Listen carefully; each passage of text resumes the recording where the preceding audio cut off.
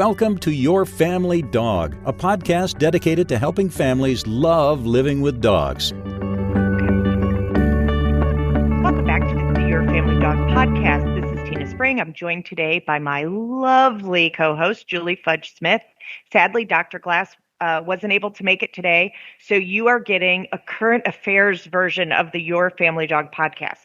So as Julie and I were chatting before starting recording, as we often do, I was discussing that the Lamborghini that ran into the back of a semi-truck on I-75 North around the Atlanta area that was a rental, that we saw that, I'm going to loosely call him a gentleman, that gentleman driving like a fool. And then we saw the aftermath, right? There was a debris field that was about a mile long. And then we saw the aftermath of the wreck. And fortunately, he did not have a passenger, and he only had minor injuries. So that was my exciting thing that happened while I was driving up and back to Nashville. So this is going to all sound completely unrelated to the Your Family Dog, but stick with me. So then Julie said, well, let me tell you about the thing that I was related to. So it turns out, I think most of us have heard about the black bear attack that happened in Arizona while Julie was on a wonderful vacation, and have watched the news conferences from the biologists and the veterinarians and the National is it the National Forest Service? So they talked about like what a rare behavior this was, that this kind of thing is nearly unprecedented, at least in the United States. And Julie says, guess what? I went to school with the guy. And I was like, no way.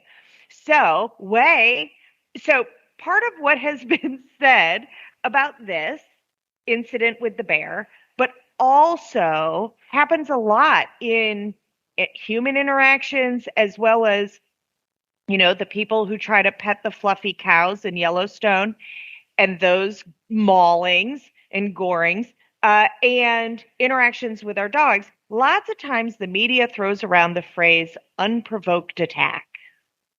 And so that got Julie and I thinking and talking about all the different ways that can manifest. So instead of talking to you today about how to stop your dog from begging for food, which everyone needs, we're going to have a random conversation about the phrase unprovoked attack, and, maybe twist your kaleidoscope a little bit and give you some different perspectives to marinate on when you hear that phrase. So as is typical, I just did the half-hour-long introduction, and now Julie can open up the first comment.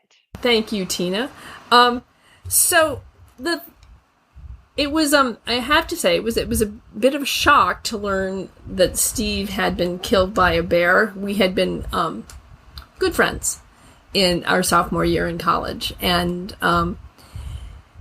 what happened when I kept thinking about this was I sort of put on the dog trainer hat or the scientist hat and took a step back from it and went, hold on a second here. The idea of an unprovoked attack, Tina and I hear this a lot when people are talking to us about dog bites. And that's always kind of a red flag for me. And it always makes me stop and go, okay, let's back up. Let's take a look at the history of this dog.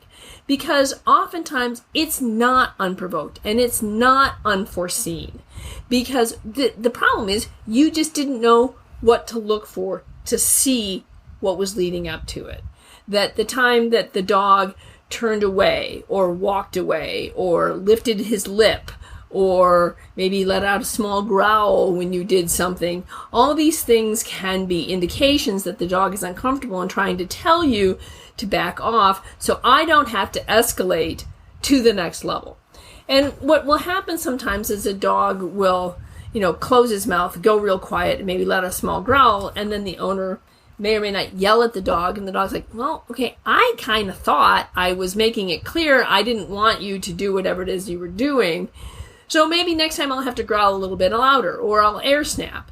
And if that gets punished, Then I escalate again. And people think then it comes out of the blue, when indeed for the dog, it was probably a progressive thing that built up to the point where I just can't take this anymore.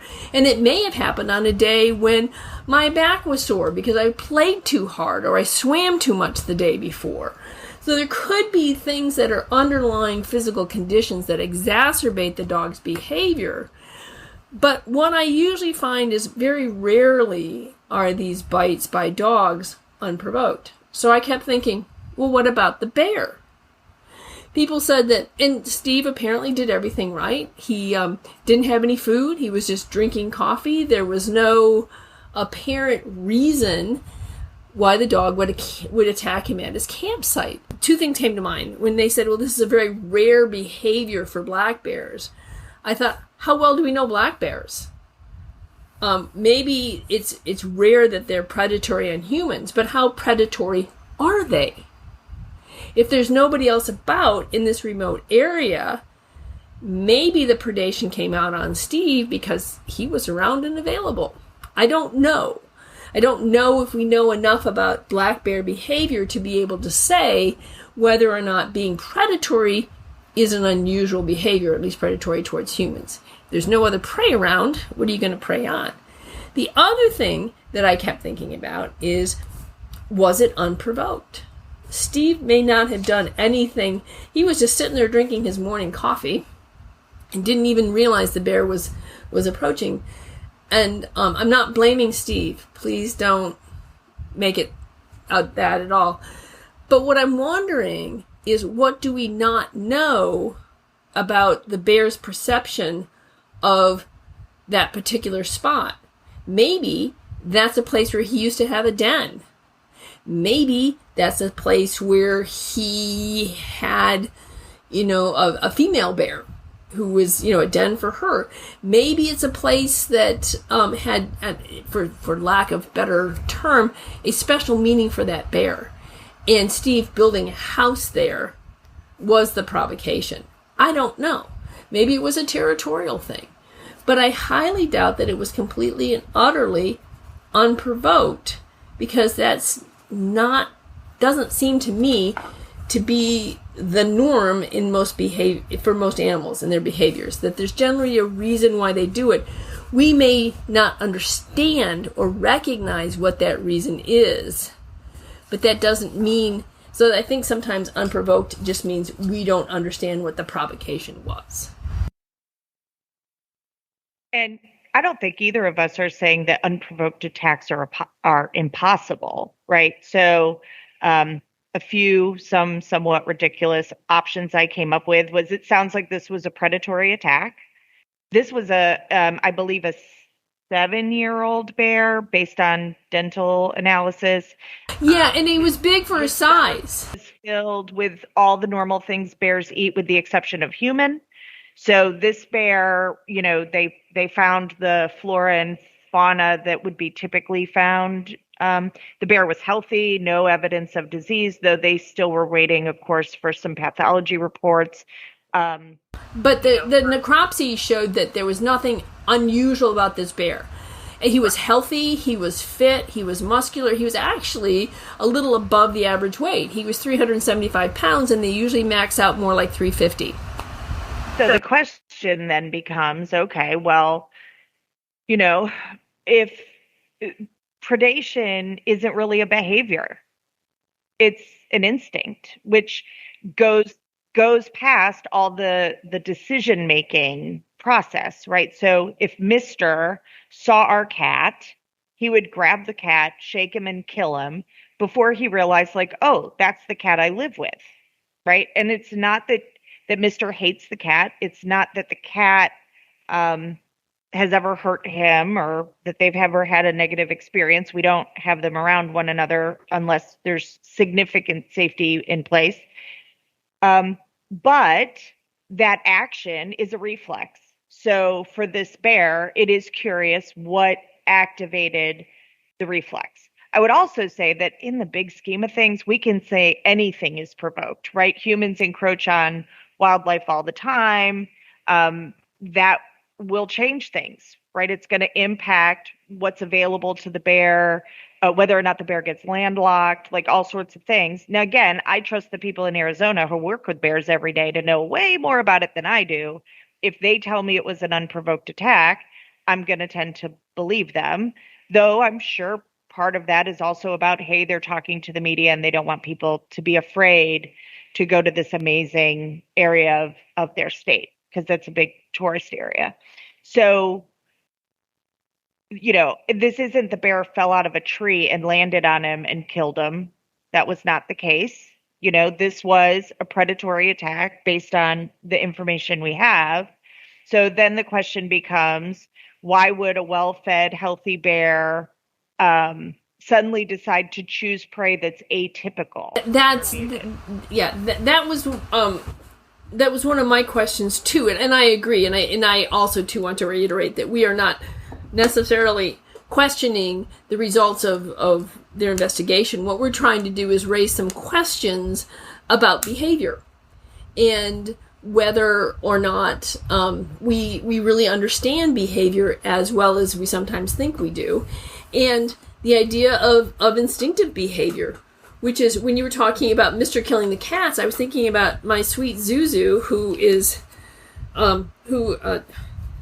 when we were over, when I was visiting my daughter in Hillsdale a few years ago, and my son-in-law forgot to put the chickens up, although he told me he just forgot, and so I let Zuzu out, and she ended up killing one of the chickens.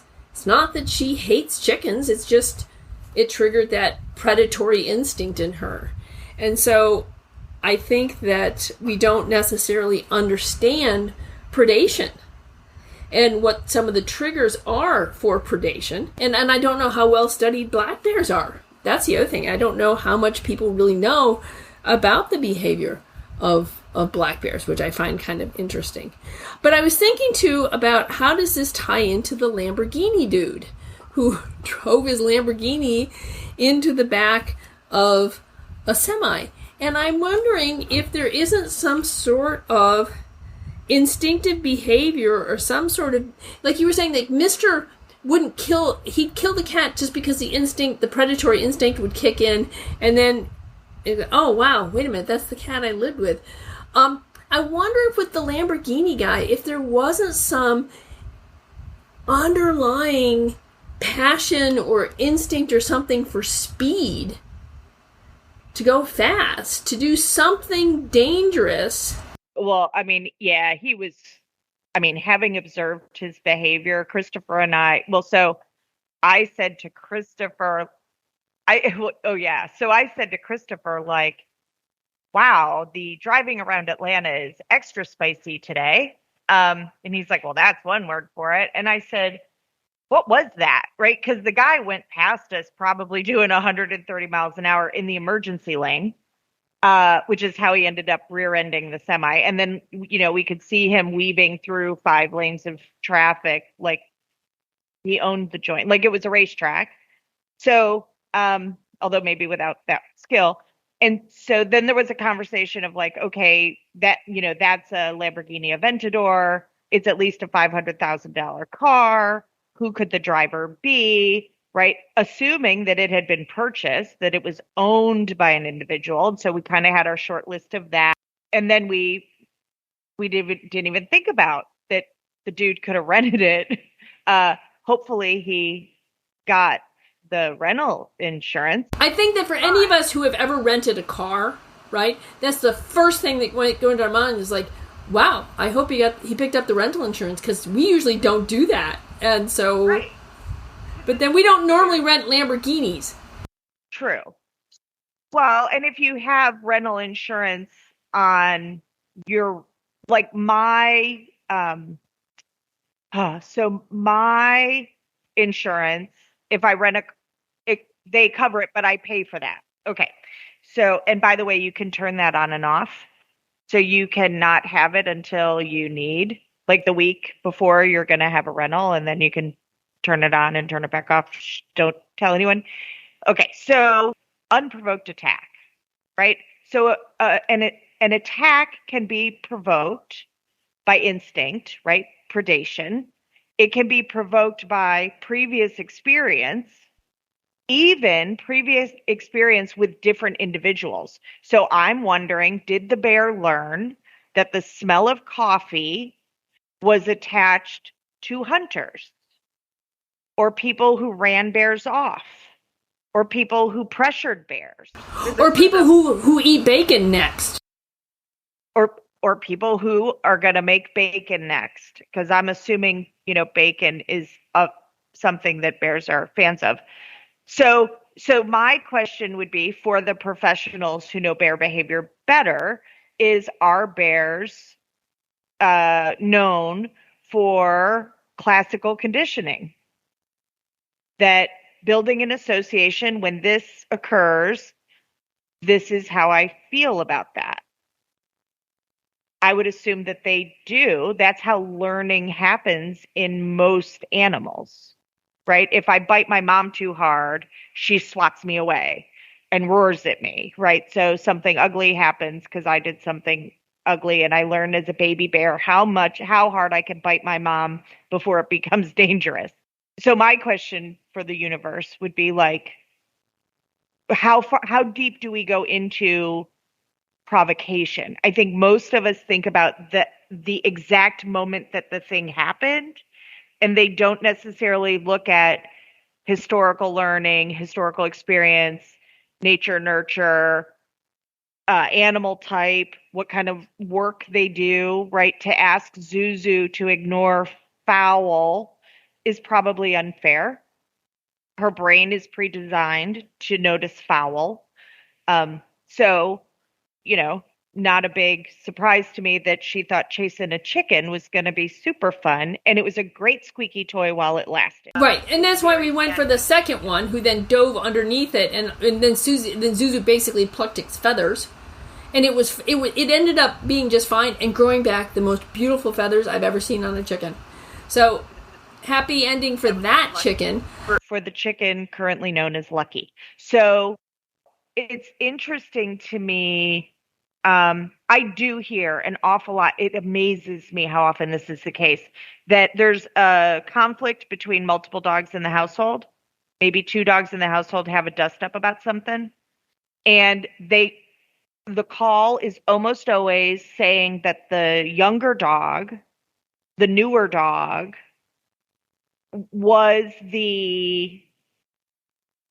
attacked the other dog without provocation. If I had a nickel for every time I heard this, the house would be paid off. Often we find, when we dig into the behavior, that the other dog, the one that's been there longest and that we have more allegiance to, has actually been quietly or not so quietly harshing that other dog's mellow. And so, again, learning has happened over a series of times, sometimes years, just like I would say, most divorces don't happen from one single incident. They can, but that's relatively rare. It tends to be more an accumulation of conflict that's unresolved in a way that both parties can get excited about. So can it happen because of a single incident, like the person in Yellowstone trying to pet the fluffy cow? Yes, that's a provoked attack. The person was spectacularly dumb. And Darwin stepped in and rendered judgment. It's amazing to me how many times Mr. Darwin steps into situations. It's very, very interesting to me. And the thing is I was just at Yellowstone about a year ago, and little over a year ago. Well, they seem so docile. That's the biggest problem with the fluffy cows. And unless you know how to read their signals, you just think that they're talking. Like, for example, we stopped so I could use the restroom at this one particular area. And we had some trash in the car they wanted to throw out. Now, while I was waiting to go in the restroom, some people were there with a guide. And the guide was talking about how to read buffalo body language, right? And she says if they lift their tail, it's either they have to defecate or they're starting to get aroused and annoyed.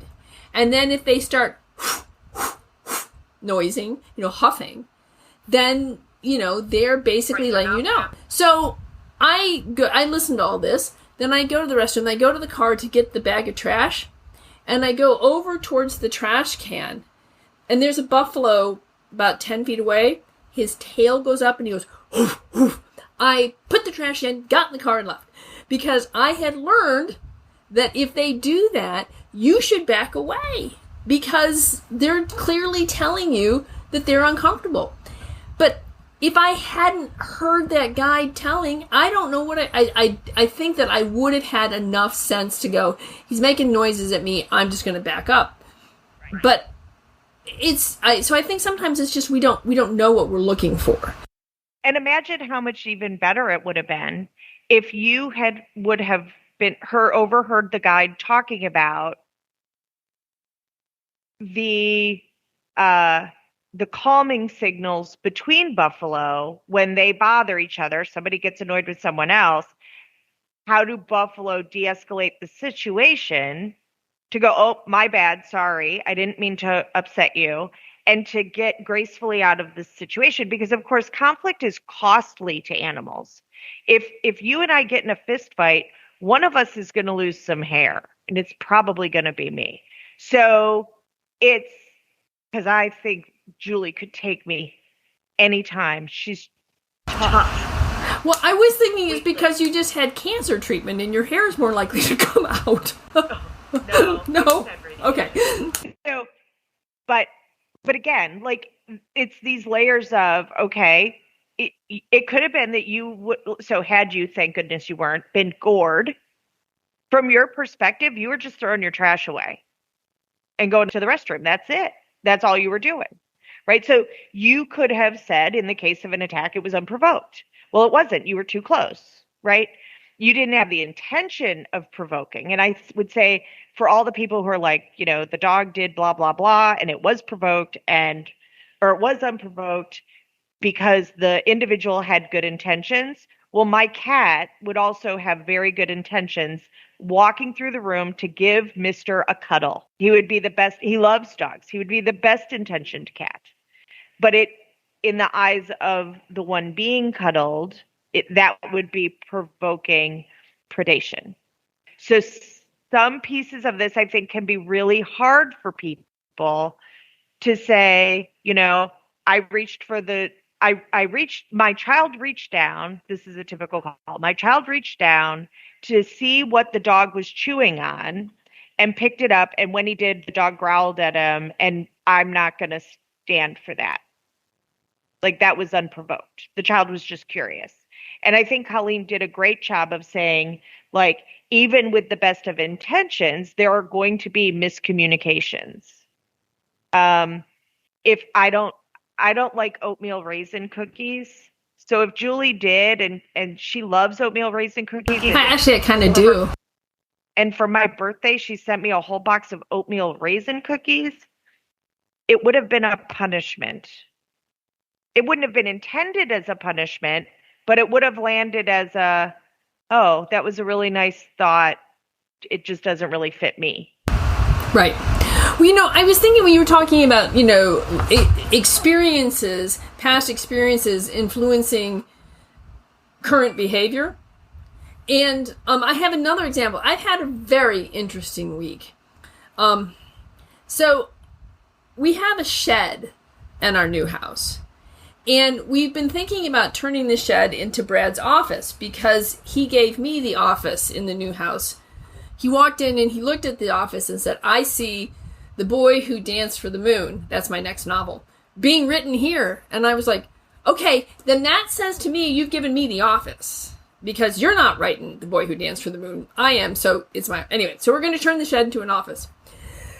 But it's going to need a little bit of work. So I was out there, and there was this box, this really pretty box, and it had a lid, but the lid was open. And there was a plate sitting in the lid, in the box, so that you couldn't close the lid, right?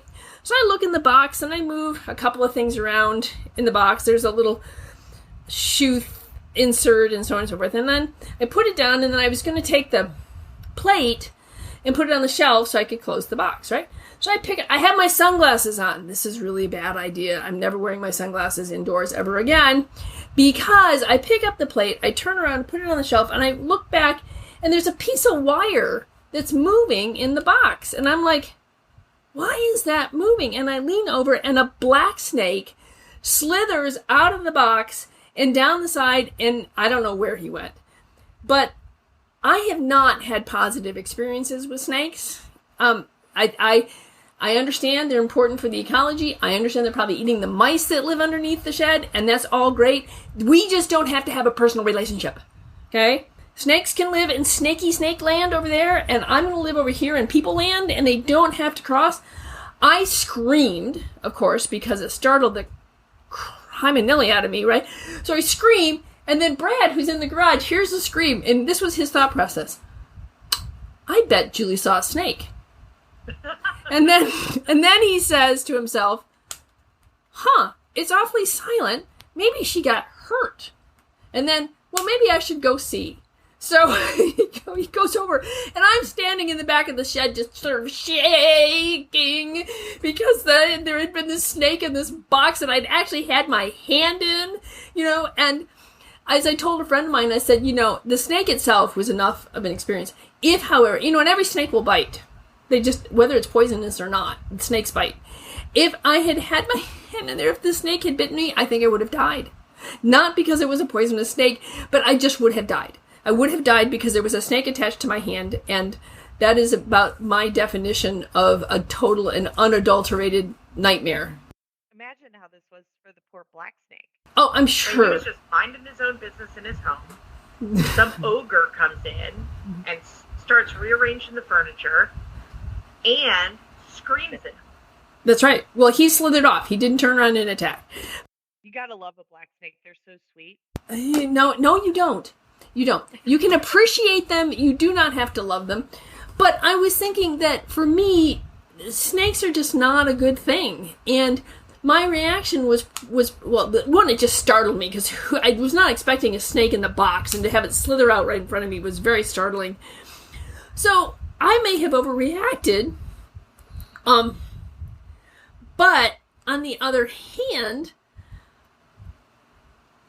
it was not perhaps an overreaction for me. It was an appropriate response to a situation that really scared me. And it was nearly traumatic. For a lot of people, like for one of my best friend's husbands used to collect snakes for the Dayton Natural History Museum. He lived in Dayton, and he would, as a kid, he used to collect snakes and take it to him. So he will reach down and pick up any snake he sees. And I'm like, oh my heavens, this would not have been anything at all to that man. But what it boils down to is, what's the history I'm bringing to this? And my history with snakes is not good. And it also hits on instinct, right?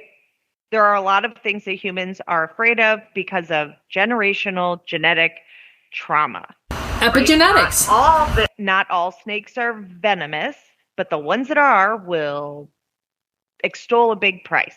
So it's important for that learning, for the amygdala to decide that was a threat before you even visually identified what it was. Like, get out, right? And again, for a snake, I would assume that there's a little bit of, if you bite the bipeds, you get smushed and cut up with a rake or a shovel. That is probably their generational instinctive trauma learning. You're not in the gene pool very long, and I'm assuming that they have intellect. I think they do. Based on what I see here at the store, they do. They definitely know when it's feeding day. Anyway, so they do learn on some level, or again, they would likely just die. They wouldn't get good at hunting. Well, right. I bet he went back to his little snaky friends and said, I'm just sitting in my box, and suddenly there's this unprovoked attack by this biped. Right. So like it's just so multi-layered that I'm always a little I'm like, I don't know that it's an unprovoked attack. I think that there is a romance about saying it's an unprovoked attack so that we don't have any responsibility or baggage. if a bear falls out of a tree and kills me, that was an unprovoked attack. There was nothing in theory, there's nothing I could have done. Now, could I walk looking up in the trees? Sure. If I see a drunk bear, can I avoid standing under the tree? Maybe. So even then, like, okay, well, is that really I don't know. Yeah, I don't know. Well, I know that when we were living in Ecuador, the iguanas would sleep in the trees, and sometimes they would fall out of the trees. We'd be walking along with this, splat!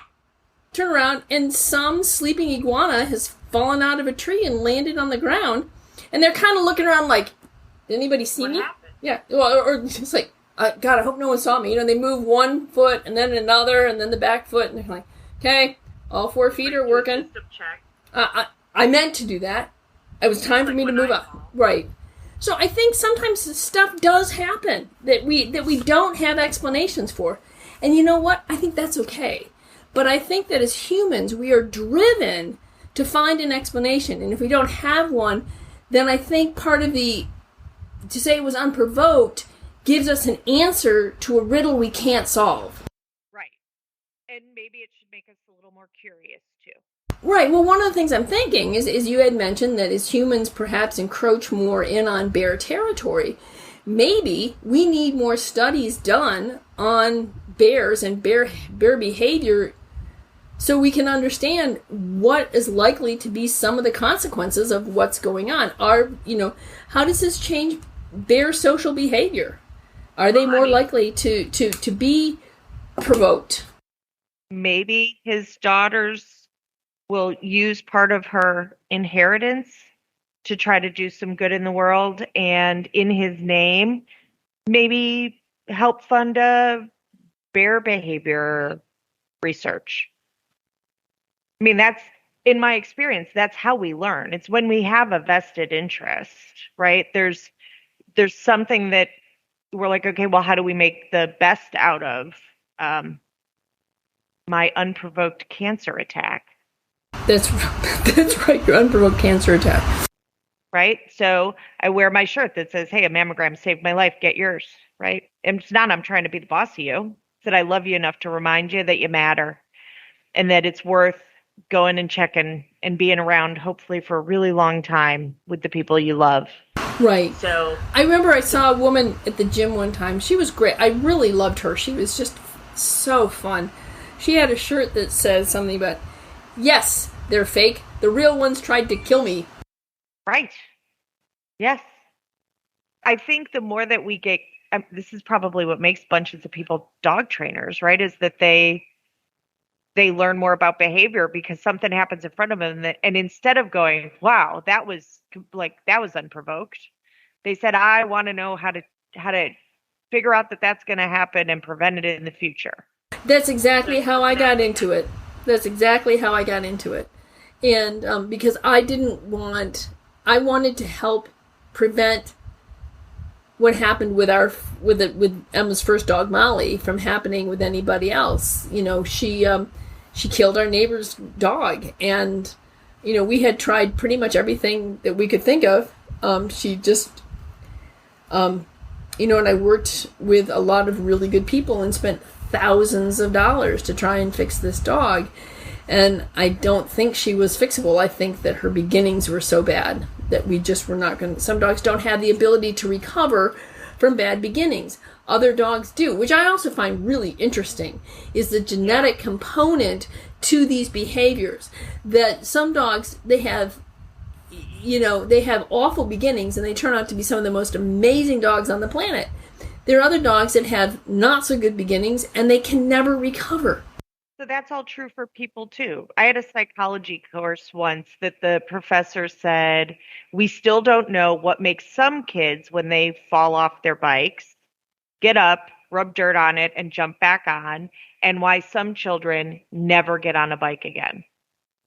Right? We don't know what makes, at least as far as I know, we don't know. If that's changed, by all means jump on. I'm old. This was in college. So it's, at that time anyway, his statement was, we don't know what that mechanism is. Like, what makes one child that's abused become incredibly empathetic and helpful and loving in the world and generous, and makes another child raised in exactly the same home, and with the same treatment, and an abuser and criminal and unsuccessful in life, and unfortunately toxic to the people around them. We don't know what makes that happen. So it's interesting. It is very interesting.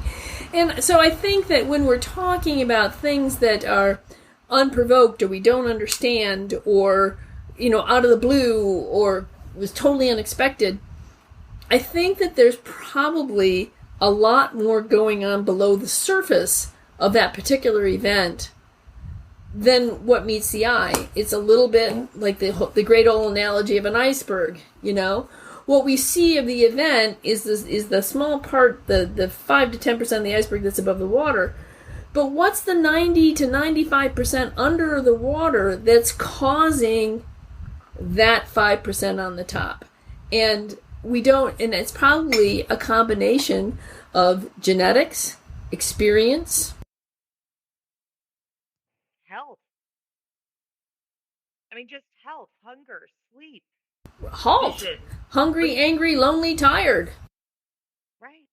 So I think that sometimes we, especially I found in dog training, is to try and parse some of this apart. It actually helped the owners to have a broader understanding of their dog when we started looking at things from sort of a three-pronged approach, that behavior has three components. There's just the baseline personality, the genetics, this is who I am. It's also, what's the circumstances surrounding it? What's the environmental influences that may be affecting the behavior? And 3, what am I bringing to the table from past experience? And those are the 3 basic components, but there's so much more that can be added to that. So I think that when we start looking at this stuff, we need to ask ourselves a little bit more than just why did this happen. I think why is a pretty broad question that encompasses a lot of how and where and when, and other questions are all involved in that why. And we may never fully, and as you said, we may never fully understand, because one is as much as I can get somewhat into the mind of Zuzu, I can't get completely into that little flat-coated brain. It's just it's a mystery to me. There's a lot of, I'm not always good at it. Sometimes I don't know how to do it, but to ask them questions, right? To get curious. So when I see a behavior, of course, in the moment, I'm going to manage and adjust whatever we have to do to keep everybody safe. But then from there, I'm going to get curious, and I'm going to be asking that animal lots and lots of questions, and not assuming that I know things that I don't know. Right. Right. So I don't know. Do bears have bad days? If a bear has some sort of, is fallen and hit his head and his eyes aren't functioning correctly, or he has a concussion, is that evident on a necropsy for a bear? How deeply do we go into that? Did Steve, sadly drinking his coffee, sitting in his chair, did he kind of sort of look to a visually impaired bear like a deer? Who knows? Yeah. I don't know. I'm sorry that someone lost his life. I am too. I'm very sorry. In what sounds like something where he made lots of good decisions, and that it's not observable that he made any bad ones. And I can only imagine how awful. Yeah, how horrific it must have been for him. Well, the thing is I think we also have to remember that we can make all the right decisions and things can still go awry. And that's the nature of the world. But I think one of the things that the idea of asking questions, it means that you sort of, because the other thing is I think that when I'm talking to clients and asking them questions, I'm not being judgmental. I'm just trying to get information, because if I jump to a judgment about what happened or an opinion about what happened without getting information, then I might make the wrong decision about what needs to be done or where we need to go. Because some of the things that I find interesting is sometimes in these conversations, and I'll be saying, okay, well, so has anything happened recently? Well, and then suddenly something comes out like, yeah, like last week when we were playing fetch, he pulled up really short and wouldn't put any weight on his rear leg. Huh. So we might be talking about some pain. So I think sometimes by delving into these questions where we can, we get information that can be quite valuable. So not that we can ask the bear questions, but we all just do the best we can. And I do honestly frame it as the animals are also doing the best they can, right? They're really masterful at avoiding conflict, right? I mean, especially our family dogs and our family cats. They are masters at avoiding conflict. Maybe cats a little less so sometimes, but I think they don't get enough credit for that. Honestly, maybe everybody's better at it than I was, but like our household, when we had, 2 adults and 3 kids and 9 dogs, it was loud sometimes. There was occasionally conflict. Somebody was mad at somebody else, and, all the monkeys are yelling and throwing poo. And I used to joke that we didn't run a tight ship. We ran a pirate ship. Right? It worked fine, but everybody was pulling on an oar. We might have been in direct opposition to one another, but at least no one was drilling holes in the bottom of the boat. So, I think back to those dogs when I didn't know nearly as much and the chaos that they were in and how often one of my dogs would go, yeah, peace out. Now, I think they lay there going, not my circus, not my monkey. Yes, that's right. Absolutely. It's awful that this gentleman lost his life. It's very sad that an Aventador was murdered. The guy's fortunate that he only had minor injuries. He is so lucky, so very lucky. His insurance. Let's put it this way: his insurance premium has now suffered grave injury. Insurance premiums just went up. You can hear it if you listen to the dashboard. So we hope Dr. Glass is with us soon, and we hope this foray into our weird brains wasn't too awful and boring. Sometimes the episodes we do that are like this, kind of on the fly because something unexpected happened, sometimes those are people's favorites. So if you have a topic you want us to discuss, or if you want to learn more, if you know someone who would be an excellent guest to have on the show, please reach out. Julie, what's the email they're supposed to use? feedback@yourfamilydogpodcast.com. So until next time. Okay. I just wanted to say that my book is coming out the same day that this podcast is being released, which is August 1st. So you can order it on Amazon or Barnes & Noble. You can get it as Kindle. You can get it as a paperback. But The Beast Keepers will be available August 1st, and I would love your support. Are you doing any specials where if someone purchases it directly through you, you'll autograph it and ship it? I could do that. We'll give that thought, and we'll make an announcement about that later. Okay. And yes, that probably could very well happen, and you can ask me about it by emailing me at feedback@yourfamilydogpodcast.com. So speaking of feedback, if you have a guest you'd like us to invite onto the show or learn more about, if you have a question, if you have a topic, we love your feedback. We really appreciate it. Honestly, doing a podcast sometimes feels a little bit like yelling into the void and wondering if anyone's hearing us. So it's always great when we get feedback that someone is listening. So Lisa, shout out to you. I have a different mic system this week. You'll have to let me know if I don't sound like I'm moving further away from the mic or not. Give us a 5-star review if you're listening on Apple Podcasts. Please give us 5 stars or likes on whatever podcast program you utilize. Hit the subscribe button. Please share Share us with your parent groups. Share us with your pediatrician. Share us with your veterinarian. Share us with your breeder. We'd love to have a bigger footprint and to be able to love more families. So until next time, do not pet the fluffy cows.